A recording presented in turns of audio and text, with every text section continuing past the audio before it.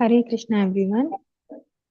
Om Namo Bhagavate Vasudevaya. Hari Haraye Namah Krishna Yadavaya Namah. Hari Haraye Namah Krishna Yadavaya Namah. Yadavaya Madhavaya Keshavaya Namah. Yadavaya Madhavaya Keshavaya Namah.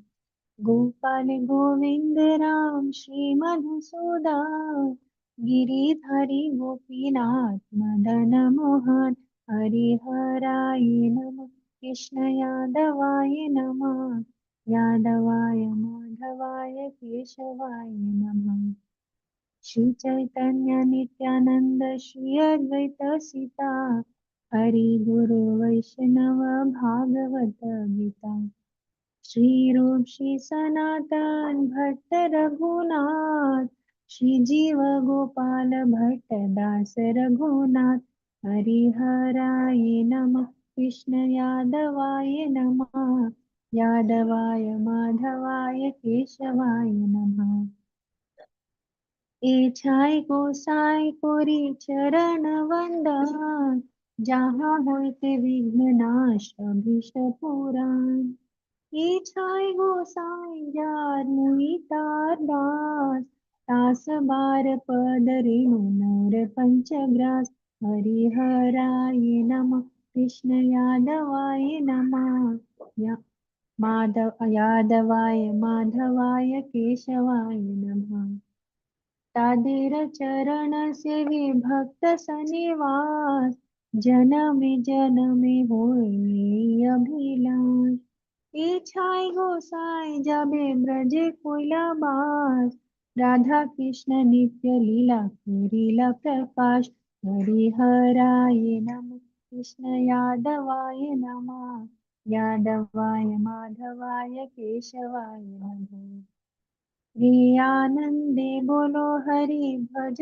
Vrindavan Shri गुरु वैष्णव पदे न जाइया मन श्री गुरु वैष्णव पाद पद्म कोरियाश नाम संकीर्तन कहे नरोत्तम दास हरे कृष्ण कृष्ण कृष्ण हरे हरे हरे राम राम राम हरे हरे हरे कृष्ण कृष्ण कृष्ण हरे हरे हरे राम राम राम हरे हरे हरे कृष्ण कृष्ण कृष्ण हरे हरे हरे राम राम राम हरे हरे श्रील प्रभुपाद की जय। हरे कृष्ण माता जी। हरे कृष्ण माता जी।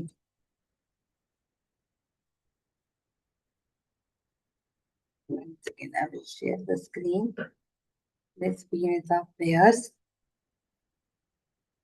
This 33.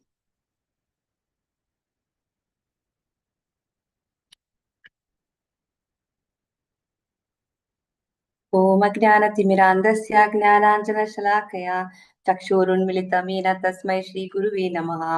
श्रीचैतन्यमनोभीष्टं स्थापितं येन भूतले स्वयं रूपा कदा मह्यं ददाति स्वपदान्तिकम्। हे कृष्णा करुणा सिन्धु दीनबन्धु जगत्पते गोपीशा गोपिका कान्ता राधा कान्ता नमोऽस्तुते। तप्त काञ्चन गौरङ्गी राधे वृन्दावनेश्वरी वृषभानुसुते देवी प्रणमामि हरिप्रिये। जय श्री कृष्ण चैतन्य प्रभु नित्यानंद श्री अद्वैत गदाधर श्रीवासादि गौर भक्त वृंदा। हरे Krishna Krishna Krishna Hare Hare Hare Ram Ram Ram Hare Hare. So we were discussing King Chitraketu and he lost his son and he was lamenting. So we were here. He was overwhelmed with grief, and then Narad Muni gives him a mantra. Then after performing austerities and chanting the mantra diligently for one whole week, see then, after the funeral ceremonies of the child body and burning the dead child's body, they gave up the affection that leads to illusion, lamentation, fear, and pain. So all the queens, they also felt ashamed, and then they left. They didn't even have a desire to have a child anymore. Then after hearing Angir Muni and Narada Muni and the child himself speaking, King Chitraketu came out of the dark well of family life. It says, he was actually freed from all that illusion. So then what he did, he went, he performed austerity, and he actually got darshan of Sankarshana. Who is Sankarshana? That also in one sloka very nicely it's explained. From expansions of Krishna it's mentioned. We'll discuss that also. So he saw Lord Sankarshana. See, fasting and drinking only water. Chitraketu for 1 week continuously chanted with great care and attention the mantra given by Narada Muni. Then he attained the shelter of Lord Anantadeva, lotus feet of Anantadeva, Lord Shesha. How did he look? He looked white, so white. And then his eyes were reddish. He was wearing bluish garments. It's like none other than Balramji only, Ananta Sheshas. Then after this, he starts, see, with tears of love and affection, Chitraketu repeatedly moistened the resting place of the Supreme Lord, lotus feet, and then he starts praying. And one more thing, see, this is where the prayers begin. We have to study from 34, but in 30 through 33, there's a very important point mentioned. It says, see, none of us are qualified to make up our own prayers. Sanatana Goswami forbids us from doing that.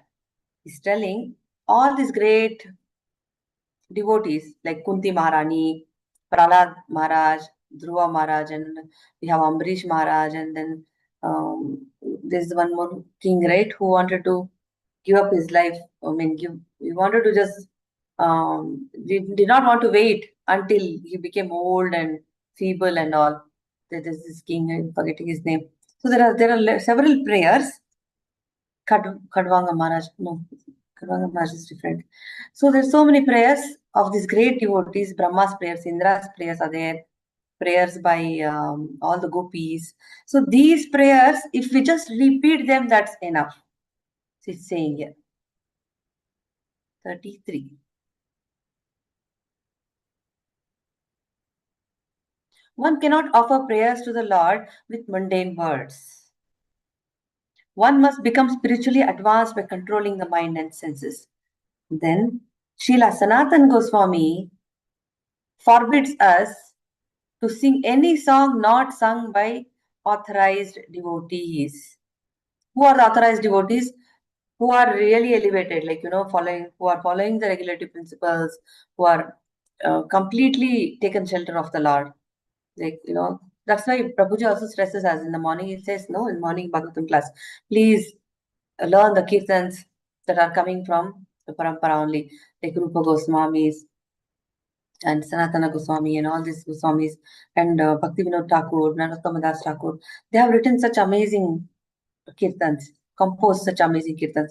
So if we just repeat that, that's enough. Because they are really pure devotees. And they have so much humility in the kirtan. They actually say they are very fallen, but actually they are very, very elevated. So he's saying, no, please repeat the prayers, that's enough. The words are songs of a person not fixed in Vaishnava behavior, not strictly following the rules and regulations, and one who is not chanting the Hare Krishna mantra should not be accepted by pure devotees. We can't even consider that as a kirtan. That's what they're saying. There are many professional singers who sing for money. And if they are not, there was this example given by one of the devotees. It seems the ISKCON invited one professional singer by chance. He was there and they asked him to sing. And after singing the kirtans and all, he was looking for coffee, tea, and all that. So, see, Vaishnavas, they do not even consume anything that is considered intoxication, right? They stay away from all this, um, food that are in ignorance, and they follow all the other rules. So they are actually pure devotees. I mean, in the sense they are actually performing devotional service. Rest of the people who just come up with some prayer or something, may not be, we cannot call it authorized prayers. That's what it means. So the words Satvata Shastra Vigraham indicate that the Sachidananda body of the Lord can never be accepted to be made of Maya. Devotees do not offer prayers to the Lord in an imaginary form. The Lord has a form. This is how he looks, how he is, everything is given to us. So we focus on that form, we worship him, worship the deity. There's no difference between the deity and Krishna.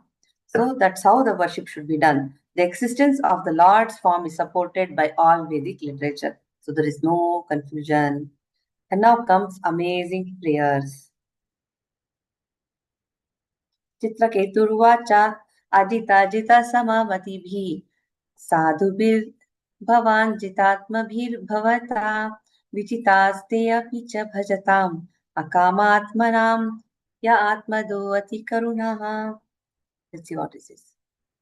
Chitraketu said, "O unconquerable Lord, although you cannot be conquered by anyone, you are certainly conquered by devotees." I think we discussed this point last time, so we'll just do a revision of this.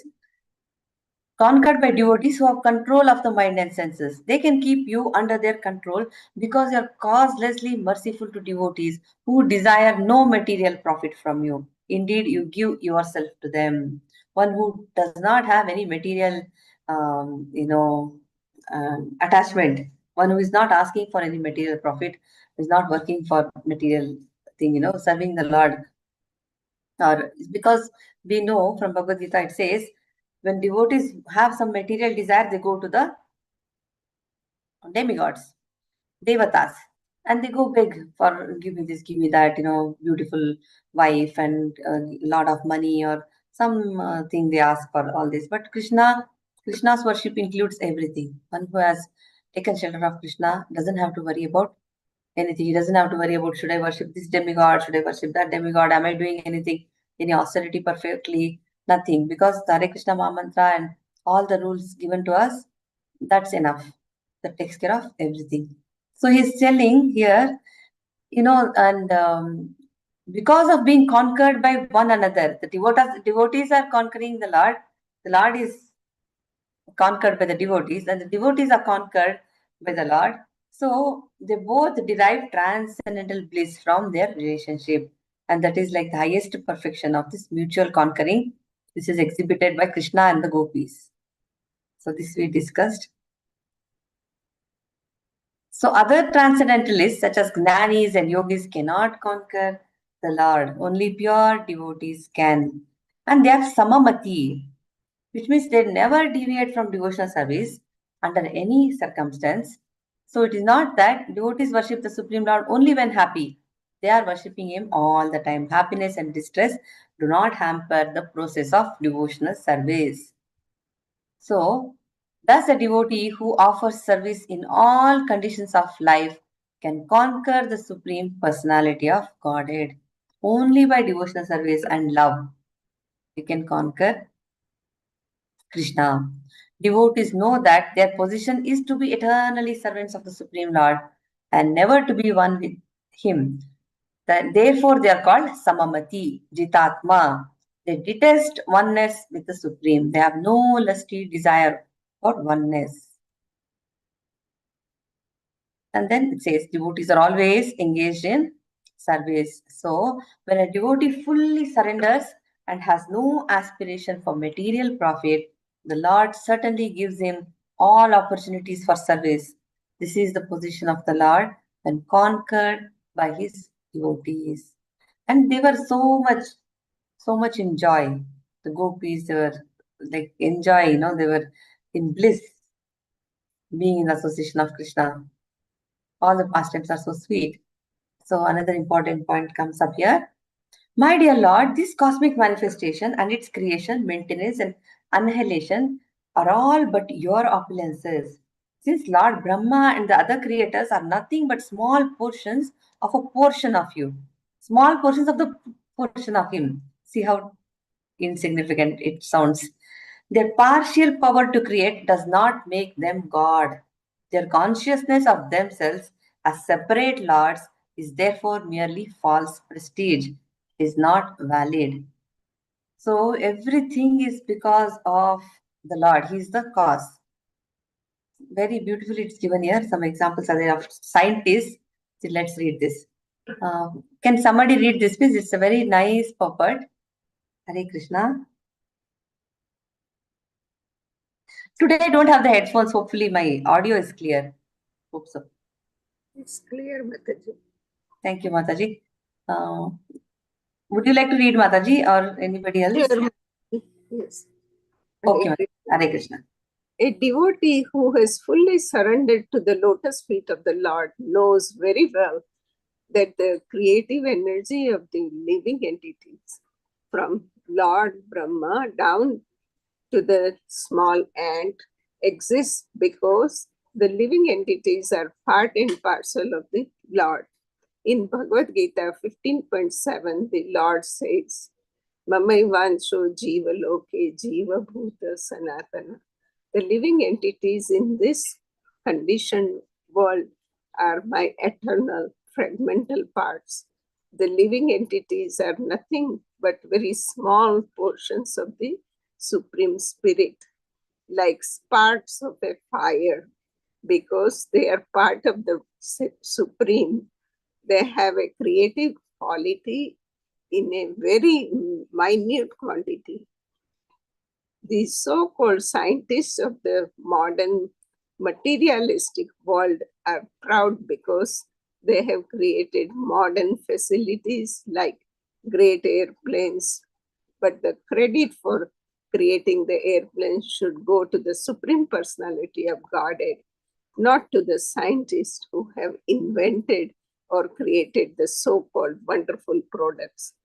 The first consideration is the intelligence of the scientist.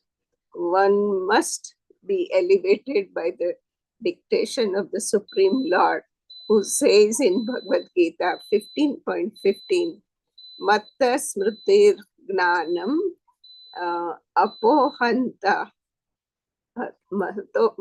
apohantam cha.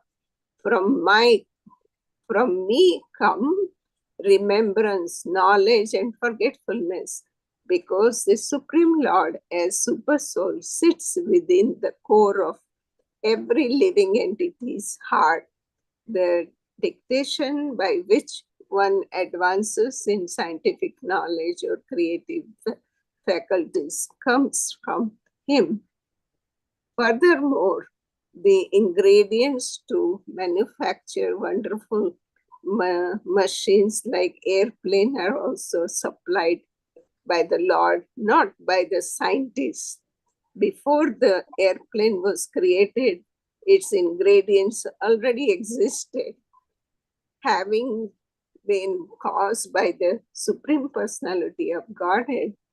But when the manifested creation of the airplanes is ruined, the remaining debris is a problem for the so-called creators.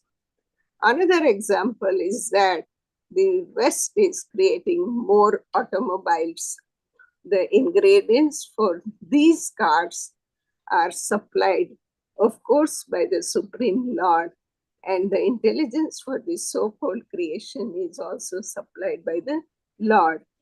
Ultimately, when the cars are demolished, the so-called creators are faced with the problem of what to do with their ingredients.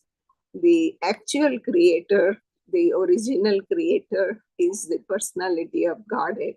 Only in the interim does someone create something with intelligence supplied by the Lord, and later the creation again becomes a problem.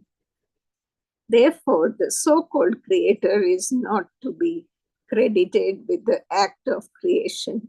The only credit goes to the Supreme Personality of Godhead. It is rightly stated herein that the credit for all the opulences of creation, maintenance, and annihilation belongs to the Supreme Lord, not to the living entities. Hare Krishna Mataji. Hare Krishna, Mataji. So we have this quality of, we are very creative because the Lord creates, and we have the same, we are like sparks of a fire. We are very small portions of the Supreme Spirit. So we have the same quality. We also create something. But when we create something, we cannot take credit because the ingredients are also given by Him. The intelligence also is given by him, and he says, right?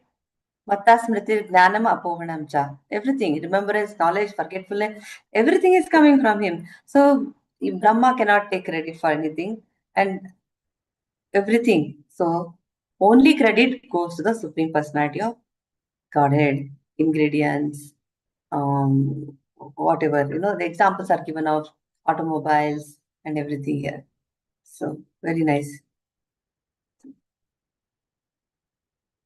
So we cannot really feel proud that, oh, I have created something, because nothing we cannot. And then another example is given is like water, H2O. There are two atoms of hydrogen, one atom of oxygen. But where did that hydrogen and oxygen also come from? Where are these chemicals coming from? And that too in such great quantity. So it's like we did not really create those also. So all that examples are given. Let's see, I'll read this. You exist in the beginning, middle, and end of everything, from the most minute particle of the cosmic manifestation, the atom, to the gigantic universes and total material energy. Nonetheless, you are eternal, having no beginning, end, or middle. So it is inconceivable, Krishna is inconceivable. We cannot really understand how he has no beginning, no end, no middle, and his potencies, his power, is not at all possible to understand. You are perceived to exist in these three phases, and thus you are permanent. When the cosmic manifestation does not exist, you exist as the original potency. This is Brahma Samhita prayers. Advaitamathyutamanadimanantarupam Adyam Purana Purusham Navayovanam cha Vedeshu Durlabham Adurlabham Atma Bhaktau Govindamadi Purusham Tamaham Bhajami. What is it saying? Original person.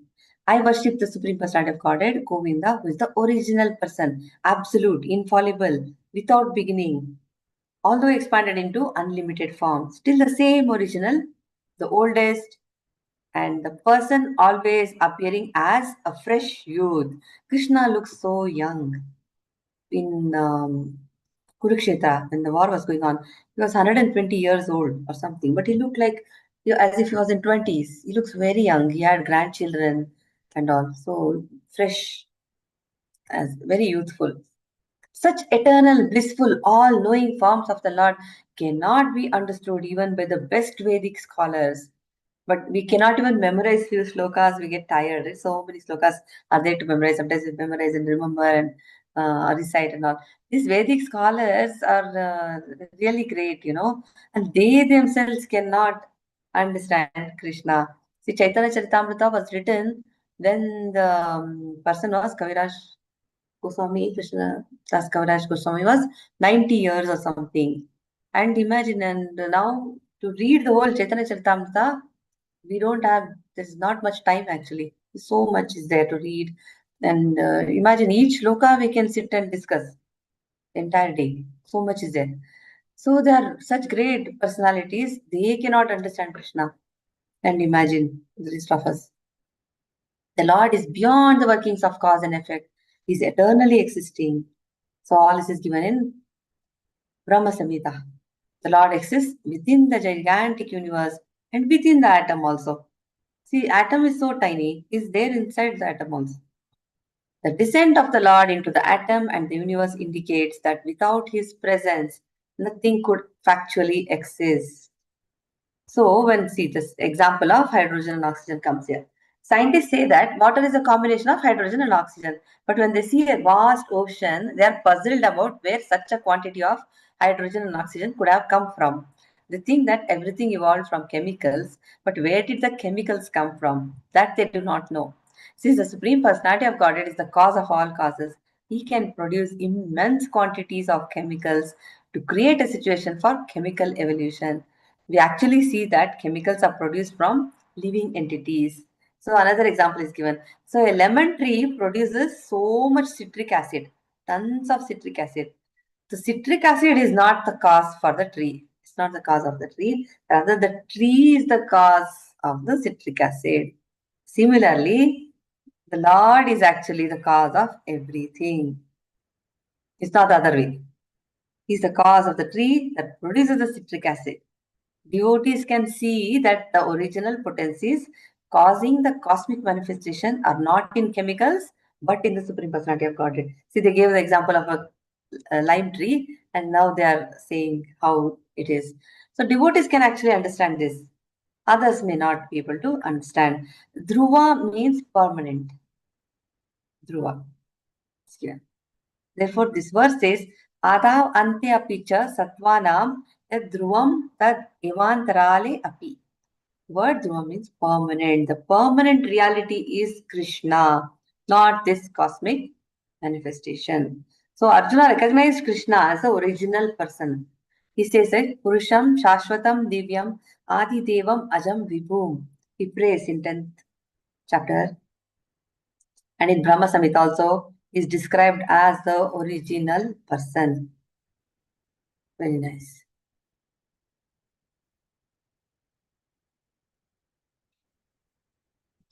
सिद्धियादिभिर् एष किलावृता सत्ताभिर्दश गुणोत्तरैरण्डकोशा यत्र पतति अणु कल्पः सहाण्डकोटिकोटिभिस्तद् अनन्तः. So let's see. Every universe is covered by 7 layers. This is more like Sankhya, it has so much details, information about our own material creation. Every universe is covered by 7 layers: earth, water, fire, air, and ether, right? In that order: earth, water, fire, air, sky. And then the total energy and false ego. And each layer is 10 times greater than the previous one. See, the layer of water is 10 times greater than earth. Then the fire is 10 times greater than that. That's what it said here. Each 10 times greater than the previous layer. There are innumerable universes besides this one. This is just about one universe. 7 layers of earth, water, fire, air, sky, total energy, and false ego. One universe. Like this, there are so many universes. Although they are unlimitedly large, they move about like atoms in you. Therefore, you are called Ananta, unlimited. Actually, he is met Sankarshana. Chitraketu is actually seen Sankarshana. So, Ananta Shesha, is mentioning Ananta, that name here. Like atoms, one universe is compared to an atom, and so many universes. Now that mention is coming here, see. The origin of the material creation is Mahavishnu, who lies in the causal ocean. How did this material creation happen? This is because of Mahavishnu. He sleeps in that ocean. When he sleeps, when he exhales, there are so many universes that are generated, and they are all annihilated when he inhales. He exhales, universes generated, inhales, they're all gone. This Mahavishnu is plenary portion of a portion of Vishnu, Govinda. See how much that Mahavishnu is also an expansion. Plenary portion of a portion of Vishnu, Govinda. The word Kala refers to a plenary portion of a plenary portion. From Krishna, now they're talking about the expansions. From Krishna is Govinda actually. From Krishna comes Balaram.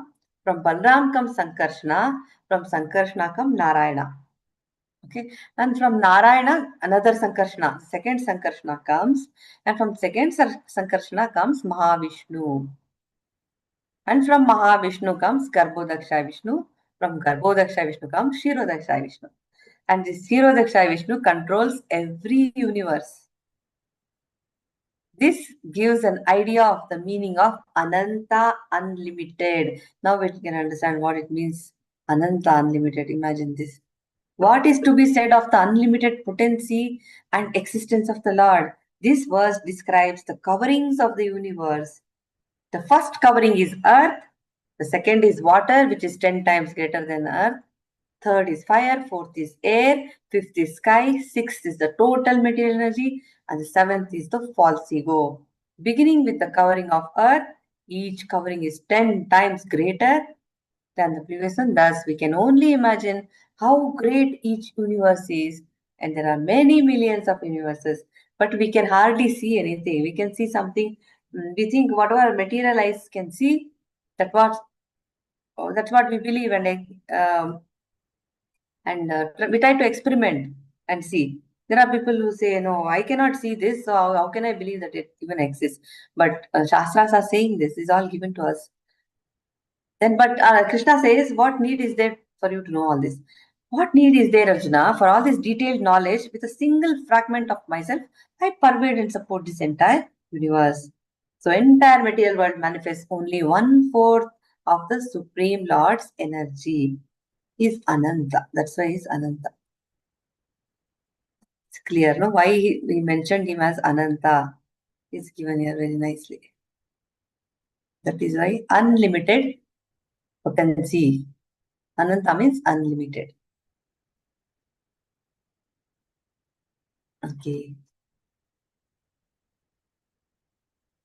विषयात्रशो नरपशवो या उपासते विभूतिर्न परं त्वां तेषाम् आशेष ईशा तदनु विनश्यन्ति यथा राजकुलम्. Let's see what it says. O Lord, O Supreme, unintelligent persons who thirst for sense and enjoyment and who worship various demigods are no better than animals in the human form of life. Because animals are also going through, eating, mating, sleeping, all this. They're also enjoying it, all this. So if you are only focusing on that and we worship demigods for these things, we are no better than animals. Because of their animalistic propensities, they fail to worship your lordship and instead they worship the insignificant demigods who are but small sparks of your glory. With the destruction of the entire universe, including the demigods, the benedictions received from the demigods also vanish. Just like the nobility when a king is no longer in power. See, Brahma gave some power benediction to Hiranyakashipu. What happened? Gone. And then Ravana also had some boons and benedictions. No, they're all temporary. But whatever benedictions, whatever we do for Krishna, devotional service, and whatever Krishna blesses us with, that is eternal. It will stay with us wherever we go, next birth or next birth. That's always going to be staying with us. So that's all temporary. The benedictions are also temporary. They are also temporary. Demigods also will be annihilated. This is what is given here. Those whose minds are distorted by material desires surrender unto the demigods. Similarly, this verse condemns worship of the demigods. It says, do not do that. It's not required. We may show our respect to the demigods. We have to respect them because they do have powers. They are working for the Lord. But the demigods are not worshipable. When you say worship, it is only for the Lord. The intelligence of those who worship the demigods is lost because these worshippers do not know that when the entire material cosmic manifestation is annihilated, the demigods, who are the departmental heads of the manifestation, will be vanquished. So nicely it's given here. Akama sarva kamo va moksha kama udaradi tivrena bhakti yogena yajeta purusham param. Whether full of material desires or free from material desires or desiring liberation, a person who has broader intelligence must by all means worship the supreme whole. Whatever it is, you have material desires, so no problem. Whether you are free from material desires or want liberation, better to worship the supreme whole. Better to worship Krishna, the supreme personality of Godhead.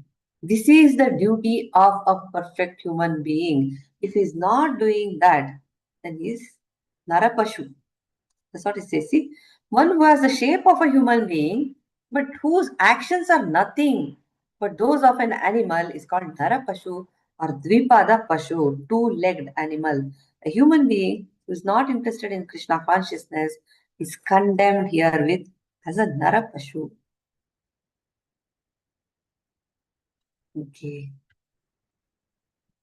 We'll do 2 more shlokas and then because we have to do 48 shlokas and we are in 39. So we can do like 40, 41 and then the rest we can do in the next session. Otherwise it will go on for a very long, this one. Kamadhyastvayirachita na paramarohanti yatha karma bijani ज्ञानात्मनि अगुणमये गुणगणतो अस्य द्वन्द्वजालानि. Let's see.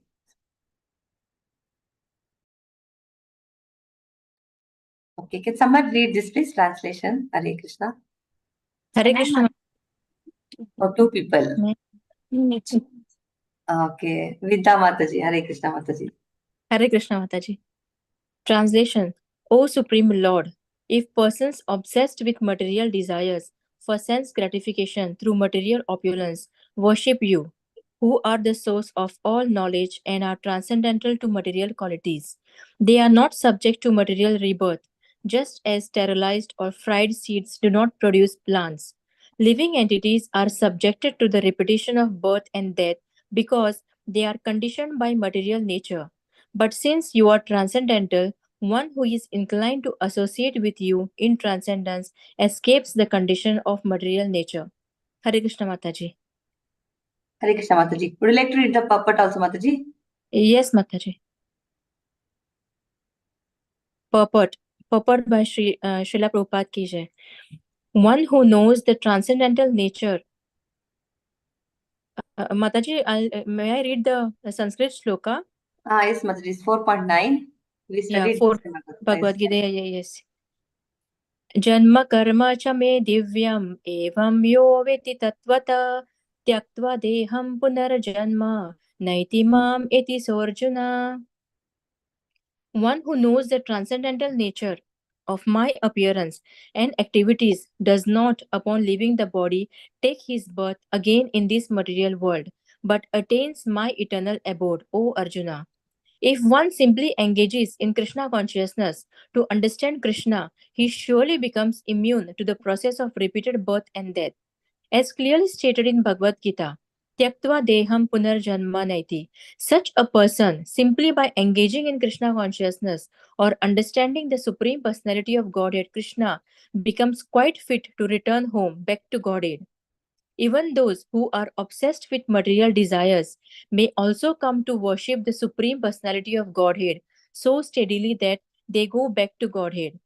The fact is that if one comes to Krishna consciousness, although he may have many material desires, he becomes increasingly attracted to the lotus feet of Krishna through associating with the Supreme Lord by chanting his holy name.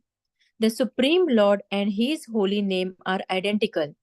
Thus, he becomes uninterested in attachment to material enjoyment. The perfection of life is to be uninterested in material enjoyment and interested in Krishna. If one comes to Krishna consciousness somehow or other, even for material gain, the result is that he will be liberated. Kamat dveshat bhayat snehat. Whether for the satisfaction of material desires, because of the influence of envy, because of fear, because of affection, or because of any other reason, if one comes to Krishna, his life is successful. Hare Krishna Mataji. Hari Bol Mataji. Hari So Bol, very Hari Bol, yes. How simply they have told. If one comes to Krishna consciousness somehow or other, even for material gain, the result is that he will be liberated. So the perfection of life is to be uninterested in material enjoyment and be interested in Krishna. Then life is successful. Simple, if one can understand that Krishna is the Supreme Personality of Godhead and I am supposed to do what he wants me to do, just by following the orders of Prabhupada, a pure devotee representation of Krishna, we'll be quite fit to return home. That's all. Janma karma cha me divyam. See, one who understands, knows the transcendental nature of my appearance and activities. Because there are people who think Krishna is just a human being, he was just like looking like one of us, and his activities were like very ordinary. They just try to come up with their own ideas about him. So then they will not get any benefit. So it's very clear for us. Simply by engaging in Krishna consciousness or understanding Krishna, we become quite fit to go back to Godhead. So simple and nice. जितम् Ajit तदा भवता यदा भागवतं धर्मम् अनवद्यं निष्किञ्चनाये मुनया आत्मा रामायम् उपासते अपवर्गाय. Let's see what this is. O unconquerable one, when you spoke about Bhagavata Dharma, see, nobody can conquer Krishna. Here is talking about Sankarshana, he's addressing, but nobody can conquer Krishna. See, when Draupadi was so helpless, only Krishna could come and help, right? So, like that, we see so many pastimes, so many demons were killed by this Balram and Krishna, and nobody can defeat them. They are the unconquerable ones. So, when you spoke about Bhagavata Dharma, which is uncontaminated religious system for achieving the shelter of your lotus feet, that was your victory. Persons who have no material desires, like the Kumaras, who are self-satisfied sages, they don't need anything external to satisfy themselves. They're Atmaramas. Worship you to be liberated from material contamination. They worship Kumaras, sages. They are worshipping the Lord. In other words, they accept the process of Bhagavata Dharma to achieve shelter at your lotus feet. So we have to accept the process of Bhagavata Dharma. So Rupa Goswami says in Bhakti Rasamrita Sindhu, he says, Anyabhilashita Shunyam Jnana Karmadi Anavritam Anukulyena Krishnanushilanam Bhaktir Uttama. One should render transcendental loving service to the Supreme Lord Krishna favorably without desires for material profit or gain through fruitive activities or philosophical speculation. That is called pure devotional service. So the description of pure devotional service is given here. And then another example of what is pure devotional service. This is also explained here in Narada Pancharatra. It says, Sarvopadi vinirmuktam tat paratvena nirmalam rishikena Rishikesha Sevanam Bhakti Ruchyate. One should be free from all material designations. Material designations means I'm a doctor, I'm a lawyer, I'm a mother, I'm a sister. These are all material designations. I look like this, I'm a, how beautiful you are or not beautiful, whatever, the bodily conceptions, all that. And when one is cleansed of all material contamination, all the anarthas, all the attachment to material stuff, he should be restored to his pure identity, in which he engages his senses in the service of the proprietor of the senses. Rishikesha is the proprietor of the senses. That is called devotional service. So this is Bhagavata Dharma, free from material designations, cleansed of all material contamination, and in the pure identity we are actually serving the Lord. That is devotional service. This is Bhagavata Dharma. This is what you have to follow. Now the word dharma has come. Without material aspirations, one should simply serve Krishna, as advised in Bhagavad Gita, Narad Pancharatra, Bhagavatam. So Bhagavad Dharma is the process of religion enunciated by pure devotees, direct representatives of the Lord, like Shukdev Goswami, Narad Muni, all of them. By understanding Bhagavata Dharma, one immediately becomes free from material contamination. Living entities who are part and parcel of the Lord are loitering in this material world, suffering. When they are instructed by the Lord himself about Bhagavad Dharma and they adopt it, that is victory for the Lord. For he then reclaims these fallen souls. They come to their original identity, then the Lord can take them back. A devotee following the principles of Bhagavad Dharma feels very much obligated to the Supreme Lord. He can understand the difference between life without Bhagavad Dharma, life with Bhagavad Dharma. We know that example of the hippies only. And thus he ever remains obliged to the Lord, always obliged to the Lord. Taking to Krishna consciousness and bringing fallen souls to Krishna consciousness is victory for Lord Krishna. Savai pumsam paro dharmo yatto bhaktir adokshaje ahaituki apratihta yayatma suprasidati. The supreme occupation, what is the dharma of all humanity, is given here. What is dharma? The supreme occupation for all humanity is that by which men can attain to loving devotional service unto the transcendent Lord. Such devotional service must be unmotivated and uninterrupted. No matter what, our devotional service continues. Whatever we can do, little bit, keep going on like that. Unmotivated. No motivation. Oh, Krishna will give me this. I'm doing this because I'll get something in return. That's no unmotivated. Uninterrupted means always, in order to completely satisfy the self. Therefore, Srimad Bhagavatam is the pure transcendental process of religion. So another point Prabhupada writes in the next shlokas, he writes, see, this is my religion, that is your religion, I don't believe in your religion, you don't believe in my religion. That's not, it is, Bhagavad Dharma is not talking about that. There is one eternal religion. Let's even see here. After this, we will take a break. See, it says, being full of contradictions. That this religion is different, that person's group is different, this person's group is different. Yeah, you don't trust mine, I don't believe in yours. No. All forms of religion, but Bhagavad Dharma, work under conceptions of fruitive results and distinctions of you and I, yours and mine. So the followers of Srimad Bhagavatam have no such consciousness. They are all Krishna conscious, thinking that they are Krishna's and Krishna is theirs. That's all they think. There are others, low-class religious systems, which are contemplated for the killing of enemies or the gain of mystic power. But such religious systems, being full of passion and envy, are impure and temporary because they are causing so much harm. Because they're full of envy, they're full of irreligion. That is not religion, that is irreligion. So very nicely it's explained. We'll read this forward. Can someone read this, please? Hare Krishna. Can I, Mataji? Yes, Mataji, sure. Hare Krishna. Hare Krishna, Mataji. That Bhagavad Dharma has no contradiction. Conception of your religion and my religion are completely absent. From Bhagavad Dharma means following the orders given by Supreme Lord Bhagwan, as stated in Bhagavad Gita. Sarva dharman parityajya. Barabar hai, Mataji? Parityajya, right? Parityaja. Yes, Mataji. Parityajya mam ekam saranam praja. God is one and God is for everyone. Therefore, everyone must surrender to God. That is the pure conception of religion. Whatever God orders constitutes religion. Dharma